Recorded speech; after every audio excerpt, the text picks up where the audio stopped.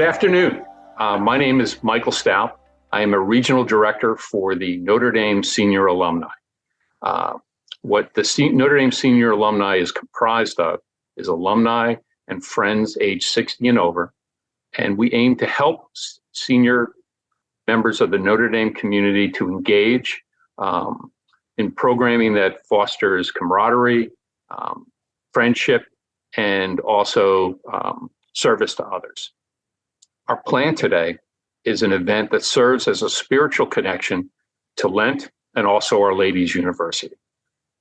How often have you heard about a Lenten journey? Well, it might have been an article about Lent. It might have been a homily leading up to Ash Wednesday. Well, when I hear the word journey, I think of travel and think travel will be our focus. Today, we have a wonderful opportunity to explore spiritual travel and how it can enhance and transform our Lenten journey. For this virtual event, there cannot be a better guide than our guest, Timothy Egan. He's a Pulitzer Prize winning journalist, best-selling author, former op-ed columnist for the New York Times. He's received the National Book Award and the Carnegie Medal. He has a new book arriving on the 4th of April with a whole chapter on Notre Dame. More on that later. We're here to talk about his personal journey along the Via Francigena, an ancient pilgrim path from England to Vatican City. Tim has written a thought-provoking and page-turning book titled Pilgrimage to Eternity, From Canterbury to Rome in Search of a Faith, that details his steps along this well-worn path. I'm not alone in applauding this book. It has received praise from the New York Times and also the Chicago Tribune. So, welcome, Tim. Great to be with you, Michael. Thank you. And hello to everyone in the Notre Dame alumni world. Thank you. All right. So really, we can start with really your opinion of spiritual travel, and how important it is to you. Yeah. And thanks for asking. This is really a different book for me. This was really a different experience for me. I'll be very honest with your listeners right off the bat. I'll tell you who I am. I'm an Irish Catholic. I came from a family of 9. Irish on both sides, Catholic on both sides. Went to Jesuit high school. Loved the Jesuits. Still have dear friends among the Jesuits. I know that sometimes conflicts with that little controversy they have with Notre Dame priests as well. But I, like a lot of American and certainly European Catholics, had let a lot of my faith lapse. And, you go along and you have your life and you raise your kids, as my wife and I did, and you pursue your profession and you work in the garden and you build your house and you do all your things. And before you know it, that part of your spirituality, part of you has just shrunk and shrunk and shrunk. Well, you haven't nurtured it. I mean, I try to stay in physical shape, but I'll be honest with you, I'd let my spiritual side really shrink. So I felt really compelled to light it again, to explore it again. I mean, we human beings just use such a small part of our brain. You always hear that.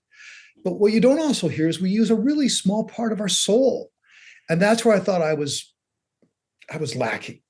So the spur for me was the death of my mother, who was a very, creative, well-read, despite, raising 7 kids, one right after the other.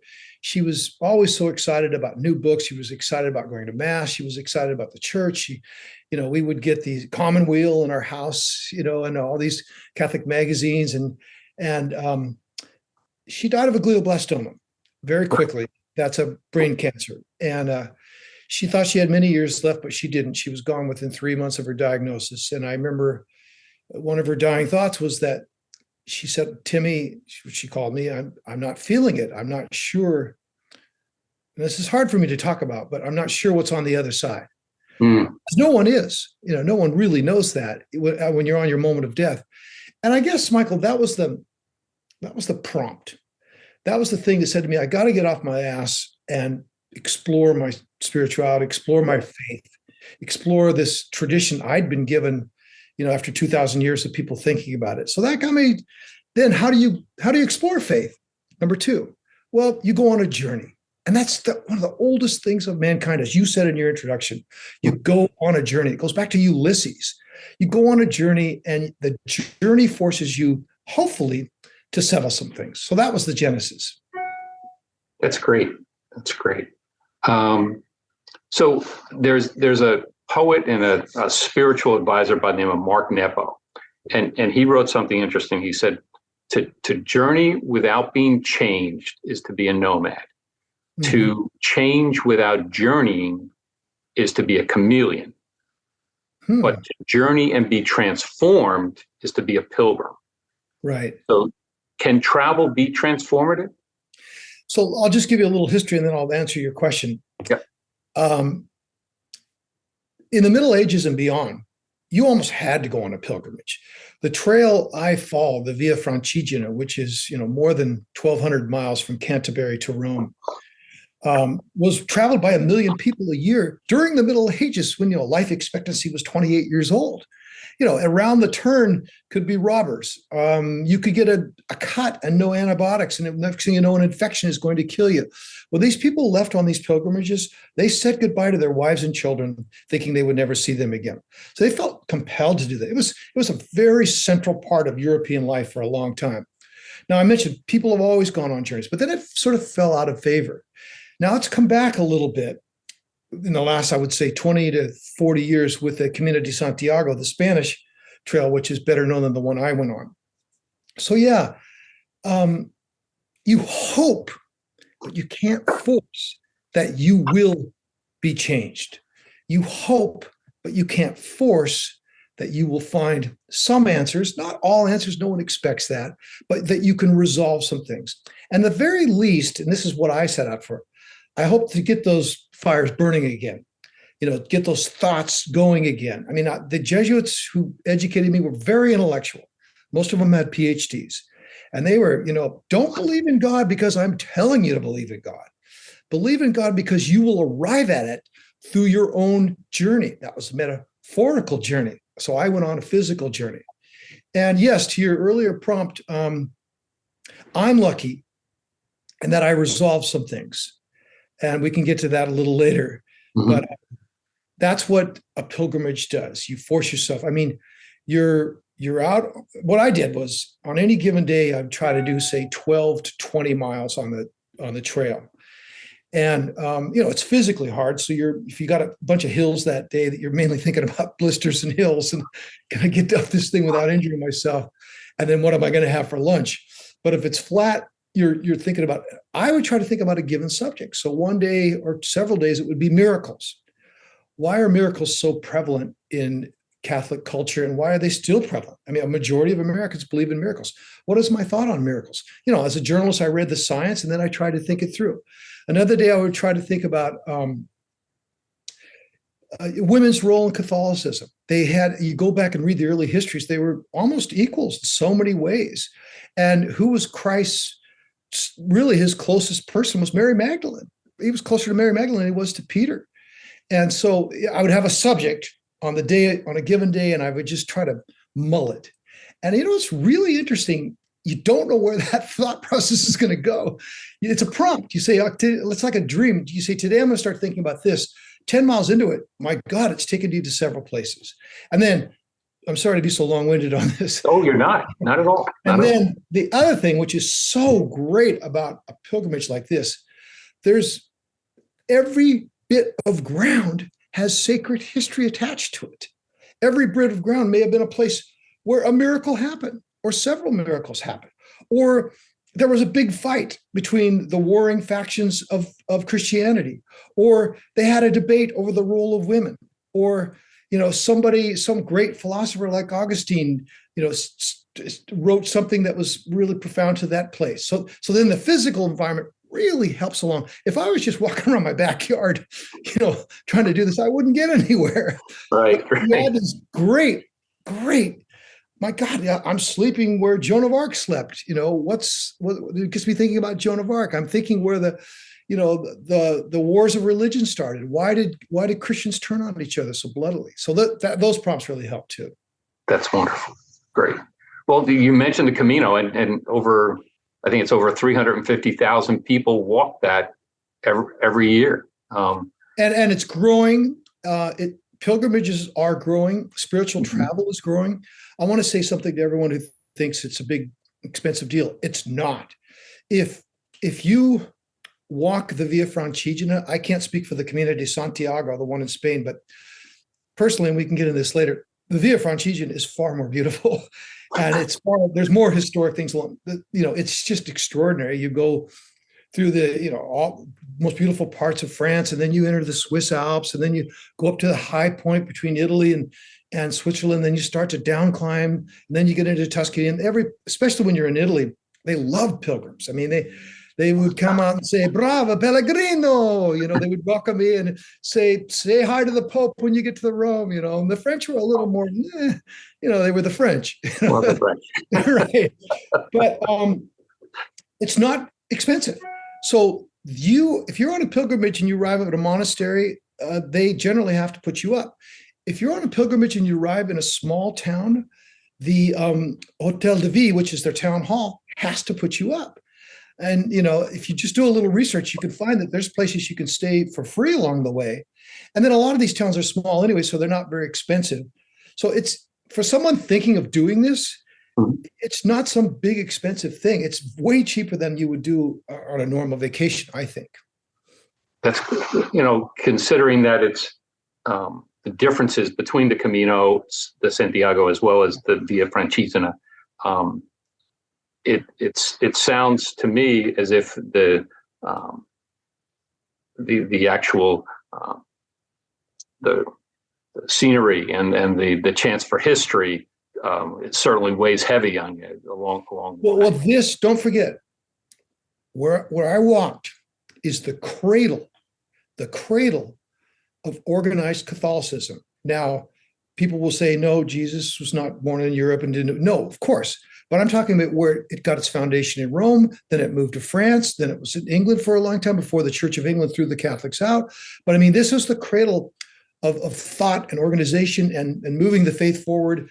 And one of the really interesting things that sort of turned me to where I ended up was, if you look at early Christianity, later Christianity in parts was spread by the sword. I mean, they had fights, and this was spread by this infectious enthusiasm. People would say, my God, these people seem so happy. And it was just a simple gospel of love and benevolence. And there was an equality part of it, that every person was equal. There weren't stratified castes and stuff like that. So it took off throughout Europe, including my beloved Ireland, because it was infectious. And because, they had pagan religions that were well established, but people weren't going up with armies and conquering them early on. Christianity spread by the simple message of the gospel. And that was one of the things that helped that I hadn't thought about much. Again, you go on a pilgrimage, you start to think about this. Why did Christianity is the world's largest religion now. There are 2.1 billion Christians. Catholicism is 1.2 billion. Why did that go from, a dead man / God, it should have just been forgotten. A couple of apostles, they stuffed the latest prophet out. That should have been the end of it. Why did that thing take off? That journey forces those kinds of thoughts. It's incredible. But most of your journey was you walking by yourself. Yes. But there was a point where your adult children joined you, and then later your wife joined your journey as well. And considering the sacred grounds that you were walking on, those historic grounds, were they affected by any of this ancient history? Yeah, thank you for asking about my family. The times when I walked alone were generally good, but there were times when I was very lonely. And there were times when, you'd pick up a traveler and you either liked him or her, or you didn't like him or her. And you sometimes say, well, I'm going to take a little detour. Maybe I'll see you later, because you wanted thoughts to yourself. For me, the most joyous times were when my family joined, because they then were dropping out of their busy worlds. My children are grown now and forced to think about it. And, this, I admit in the book, my wife and I both admit that perhaps one of our mistakes in parenting was, my wife is Jewish, Reformed Jewish, and I'm Roman Catholic. So the way we raised our children was to not really insist, we would go to mass, but we would also go to temple to let them know about the two great faiths. But my wife has a joke that said the end result was we raised them to believe in confucianism, because we didn't insist on anyone's side. And one of the great things about having my children on the journey was to expose them to the parts of my faith that I had never really drilled down on, when we were raising them, because of what I said. We didn't want my side's better than yours. And then when I just had my wife, we went back and forth. I would joke with her, maybe you Jews missed the bus a little bit. Maybe he wasn't a minor prophet. And she would say, come back with me with some, claim of her own. I'd say, what's the Jewish version of heaven? What's the Catholic? So it was made for really nice discussions that we hadn't had, right. Just because your life is so busy. That's wonderful. That's great. I'm glad that you were able to enjoy that trip with them. Now, you also mentioned your mom, and to me, she was a hero in this book. She reminded me a lot of my mom, Irish descendant, mother of 4 boys. So, considering in the book, you talked about how your mom would sometimes go and have a retreat or a stay at a local seminary, and sort of to refuel, to go back to those 7 kids. Do you think she would have enjoyed spiritual travel? So I saw this when you were helping me prepare for this interview. I think this is a great question, and thank you for your insight on this. A lot of people, when I was promoting this book, were afraid to go there on this. They thought it would be too personal. I love talking about this. One of the great things of the Catholic Church when I was growing up, my poor harried mom, who was very intelligent, but just had babies everywhere and going around, would almost have these breakdowns. Forget almost, would have these breakdowns. And she would just, I can't take it anymore, And, we didn't have a lot of money. My father was blue collar and sort of lived paycheck to paycheck. We weren't poor, but we didn't have a lot of money. So she couldn't go off to the spa in Napa Valley or, what people do now. The church had these retreats and they were free. So my mother would go away to these retreats, leaving us with my dad, who only could cook spaghetti and meatballs, and that's all he knew how to cook. So he'd put on the Frank Sinatra records and cook the spaghetti and meatballs. But she'd come home, she was a new person. Yeah. She was like, I love you kids. Oh God. She was just like, she had this glow to her. Right. And I said, Mom, what happened to her? It's like she shed 10 years. And all it was she got some sleep. She got to think about her faith. She got to think about her life. She got to think about how lucky she was to have 7 kids.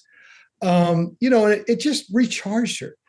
So I saw in my eyes, and so did all my siblings, what a simple retreat, they would go to a seminary, 30 miles away that had a really nice facility up on a hill somewhere. And I saw what that did to her. She would have absolutely loved this. Yeah. One of my great regrets is she didn't live to see this book. I just know she would have, you live, no matter how old you are, you live for your mother's reassurance. Right. When she was gone, who do I turn to now to tell my stuff to? Did I get the pat on the head, even though I'm in my 60s? She would have loved that.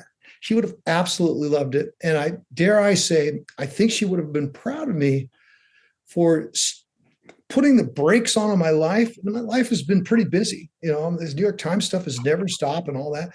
Just putting the brakes on and saying, throw it out the window. I'm going to think about this for a while. It's a great opportunity. I'm glad you asked that. Yeah. It sounds like our mothers are very similar. Oh yeah. It's the Irish. Right. It is. The Irish. So I'll give you one aside. Before she died and got the glioblastoma, 7 of us, including some of our kids, and my mother did get to go on a trip to Ireland, and it was magnificent. That's great. She had just grin every day, just waking up, in the west of Ireland or the Aran Islands or Dublin or someplace. She was just so happy. So I do have this wonderful lasting memory of just before she got sick, of all of us going to Ireland. Now, that was where her family's from, the West? Yes, exactly. So, so you also talk in the book about that deep walking, where you have an opportunity. Has that helped your helped your writing? I mean, it's a phrase. Deep walking is a phrase many pilgrims use, Right. and they, did that walking, grant you the ability to sort of quiet the troubles of the day and allow profound thoughts to come to the front? I mean, I think it's too big of a word to say profound, because who knows what's profound? But that's the operative term of a pilgrimage, as you said, deep walking. That's one of the reasons why sometimes I would be with, for lack of a better term, a chucklehead following me who just wanted to chatter all day about, the great meal he had the night before or something like that. That's one of the reasons I would detour or say, I got to go, or I'm going to be late, because I wanted to be with my thoughts. With deep walking. And you can't do that if someone's, chattering in your ear the whole time. That's one of the problems, I think, with the Community Santiago. It's so much of a group thing. I mean, there's thousands of people. You're mostly on your own in the Via Francigena. There's long stretches where you don't see another pilgrim, which is great. So yeah, what I would do, I'd be thinking about a given topic in a day, and then I get to where I was staying and I'd write my thoughts out. And then when I started to write the book, sometimes these thoughts were profound. I thought, oh my God, I arrived at some sort of epiphany. Other times they were just superficial. Yeah. So, I mean, that's what writing is. I mean, you then filter what you have. But that said, I couldn't have gotten to those points had I not done the prep work. The prep work was the deep walking. So that's what, gets you there. So I remember really early on, this is how I set my routine. I stayed in this monastery, and it's kind of a funny scene where I talk about eating with these monks, and they've been doing the same thing. Not these guys, but monks have been doing the same thing for hundreds and hundreds of years, and tilling the ground, and they eat in silence. And that was kind of a difficult thing for me. Just you see around them, there's some young men in there too. There's 15, 20 men, all eating, by themselves. And I'd had a fairly long day that day. This is early on in France. And I thought, they gave me this little room upstairs in the monastery. They were very nice, but they just didn't talk. And so I started writing. It was the first, I said, I'm going to wait till I get back home to write, some of my stuff. But it started pouring out of me fairly soon. And I realized, oh my God, there's something to this whole silence thing, that being alone by myself, in this monastery where no one speaks. I mean, they speak on the side, but at dinner they don't speak. And they have long, long, long parts of the day, which are devoted to meditation, that could help me write. So I developed a routine where I tried at the end of the day to summarize some things that I'd arrived at. Did you bring back some of those practices back home? I'm sad to say I didn't, because once you jump back into American life, it's very hard. And you know what? I say this in the book. I really missed the pilgrimage. So I broke it up because I got an injury in the middle of it. So I had my wife's sister was dying. So we had a family emergency. So I did the first half, I came home, and then I did the second half. And when I was home, my mind was on the Via Francigena the whole time. And I really, really missed it. I just felt this tug, like this magnet thing. I got to get back there. I want to finish these things. I want to finish it physically. I want to finish it spiritually, intellectually. But then once the whole pilgrimage was over, and I finished in Rome, and I had my time with the Pope, and me and 10,000 other people, I was sad because, I was fairly back in my routine, with this difference. And I'll use probably an inapt word. I had spiritual equity. I'd built up, I'd refilled it a little bit. And I knew some things about myself that I didn't know before I went. That's great. Because you mentioned in the book also your admiration for Pope Francis. Correct. But I think it's a two-way street, because I think in a speech to pilgrims, the Pope said that pilgrimages were an elegant expression of the faith of God's people.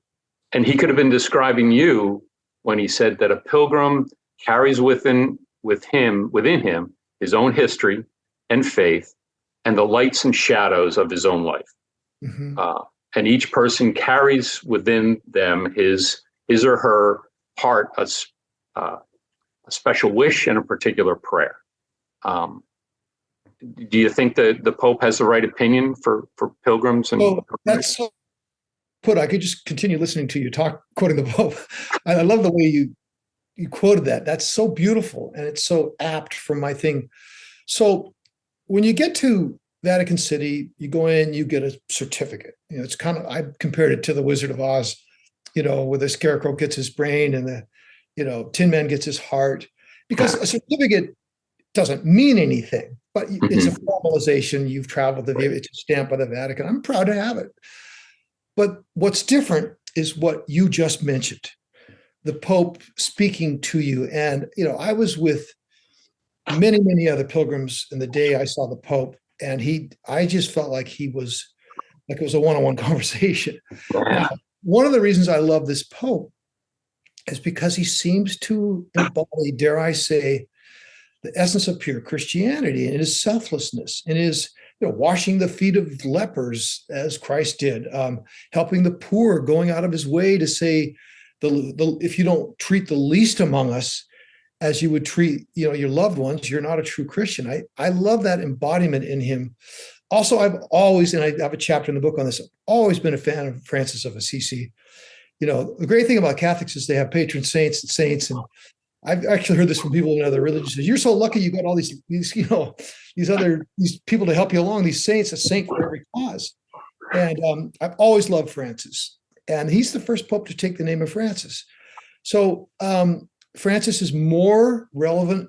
Francis of Assisi is more relevant and alive today, I think, even to a lot of non-Catholics and non-Christians than ever, because of his simple philosophy of life. So yeah, the Pope had me at Francis, so I was inclined to like him, and I'm always impressed by his trying to simplify faith. That faith is not dogma and doctrines, and it's in your heart, and it's looking at what Christ actually said. But yeah, it's pretty moving. It's pretty moving. You don't know what to expect, and then he seems to speak to you. He speaks English fairly well. I speak decent Italian, so I could hear both the Italian and the English. And I was sort of floating out of Vatican City after that. It felt pretty cool. Great. So actually, then, how long did it take you to walk that whole? So the whole thing took about 3 months. Okay. Yeah, and that's not counting my break. So about a month and a half each way. I'm in fairly good shape. I live in the Northwest. I do a lot of hiking and stuff. So keeping my pace wasn't a problem, but I got injured at one point. A really terrible injury. I mean, I was, at the end of the day, and you're not thinking, I just snapped a muscle and it came up like a rubber band in one of my quads. And so I felt that the rest of the way. And so it was like a little reminder, I could feel that nagging quad. But when I came home, I went to a doc to have him see my rolled up quad. And he goes, well, you got 4 of them. That's why they're called quads. So he said, no, I'm not going to do anything. But by perspective, Michael, I was thinking, God, so many of these pilgrims got disease and died. And like I said, were robbed. There were always, these awful people waiting for them at the pass to jump out, A big part of the pilgrimage trail in Italy, they cut all the trees on 100 yards of either side of it. So to keep, thieves from hiding in the bush there. They would prey on these people. So I was thinking, and then, they would drink bad water, all these awful things that, medieval life offered to people. Right. I was thinking my little quad injuries and blisters are nothing. It was worth it. Let's say that. It was worth it. Great. Yeah. Okay. So at the 2014 baccalaureate mass at Notre Dame, Father Jenkins, who's the president of the university, said that in literature and in life, travel often changes travelers. Travel opens up new perspectives.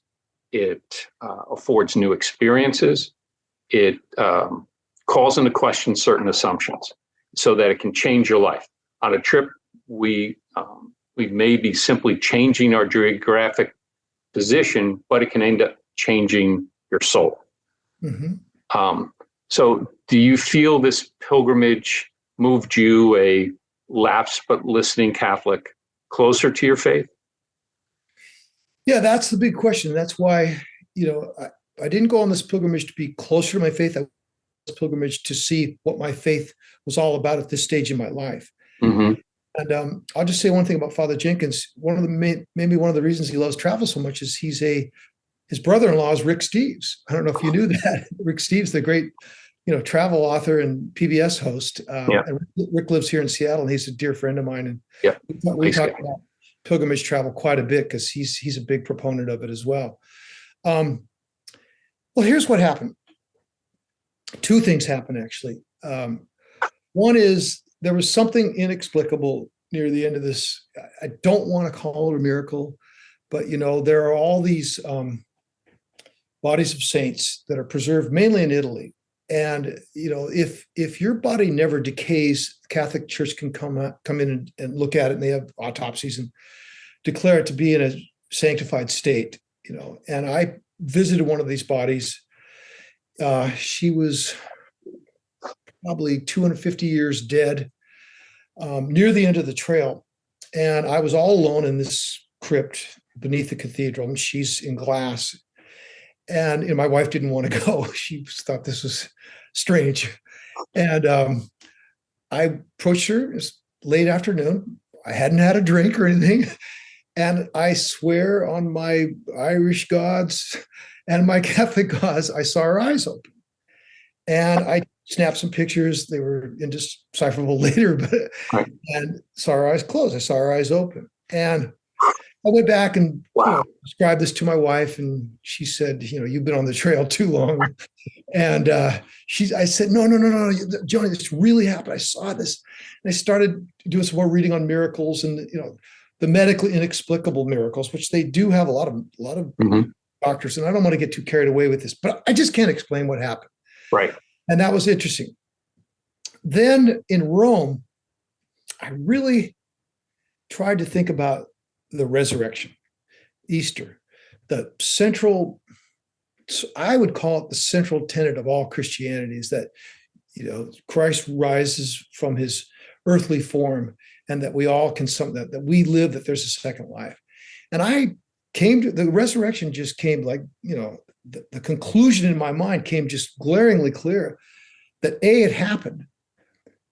Because otherwise, why would this is my journalism, why would these apostles, most of whom were blue collar, carpenter, a fisherman, and most of them were facing peril, persecution, if not jailing and death. He's dead now, but they swore forever on their deathbeds that they saw the risen Christ. Why would they do that? What was the incentive for doing that when they were facing so much peril on the other side? It wasn't money. They didn't make it. They're paupers. They didn't make money on founding a religion. That didn't happen for 150 years later. Why did Mary Magdalene talk about this? They were so determined till they breathed their last breath to say they saw the risen Christ. And then I saw the effect of it and felt the effect of it being in Rome and walking around and thinking about it, that I said, I have no doubt on that, no doubt on the resurrection. And if you believe in the resurrection, you come back to, which I said to me is the defining tenet of Catholicism, you come back to your faith. So I resolved that. The other thing, which I have a chapter called, I think it's called The Hollowed House of Light. I go to sort of the center of atheism in France, which is Diderot's town, Langres, beautiful town up on a hill. And he was this great Enlightenment thinker who came up with the original encyclopedia, sort of the original Google, where they wanted to come up with the answers to all things known to mankind. And he enlisted all these people. And he was a dedicated atheist. And at the end of his life, after he lost the love of his life, he started to feel there was something more there, that atheism was hollow. And, the French Revolution, they tried to turn these cathedrals into, they call them houses of reason and all of that. Mm-hmm. I said, it's like non-alcohol beer. There's just no there. Mm-hmm. So the flip side of what happened to me in Rome, believing in the resurrection, Christ, and Catholicism's embrace of that, is the hollowed end of the other side. that I don't think I could live as a human being if I thought there was no there. So that's probably a long-winded answer to your, yeah, sorry. None of this has been long-winded. I appreciate your personal input on all of this. It's been wonderful. Thank you. I think we've shown sort of your history through this travel, this journey, and it's certainly, I want to thank you for being so personal about it. But before I would want us to go away, I would like you to talk a little bit more about your new book, Fever in the Heartland. Right.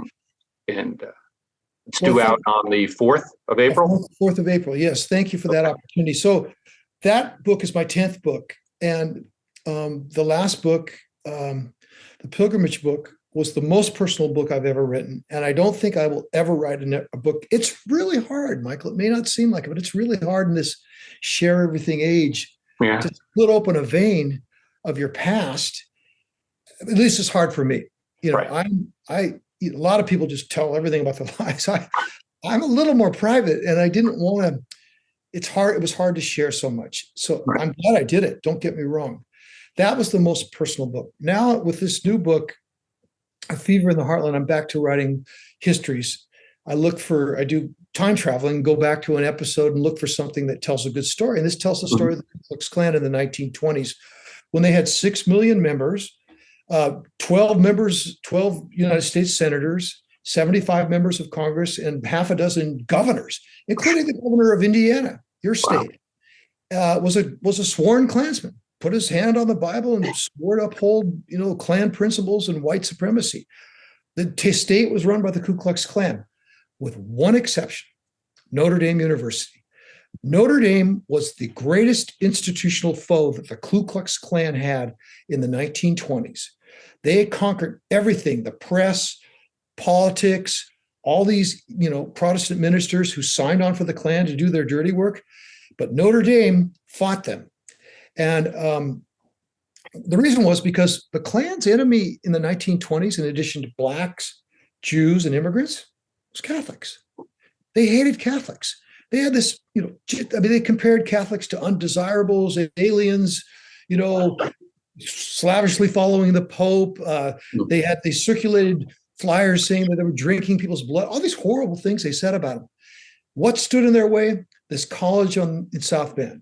And so there's a great scene in the book. I think it's a great scene. It was fun to write. Notre Dame versus the Klan. It's 1924, May. And I don't know how many people know this story. Do you know if that's a very well-known story? Yeah, it's part of the lore. Okay, good. Well, I dialed down on it. And as Henry Kissinger once said, it has the added value of being true. And it's a great story that the Fighting Irish nickname actually came from when these Notre Dame students fought the Klan, when all these Klansmen showed up and they were going to shame these Catholics. They were going to shut down Notre Dame. They talked of dropping a bomb on the Golden Dome. They were doing horrible things. So that was when the Klan was at its absolute peak.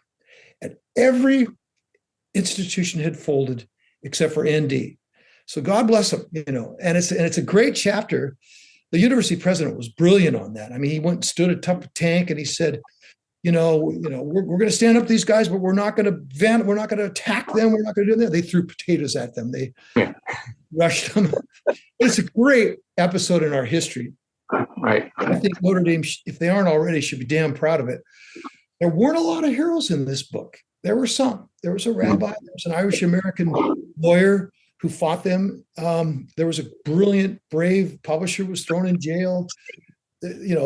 But Notre Dame stood out. So I want to give a plug for that. That's great.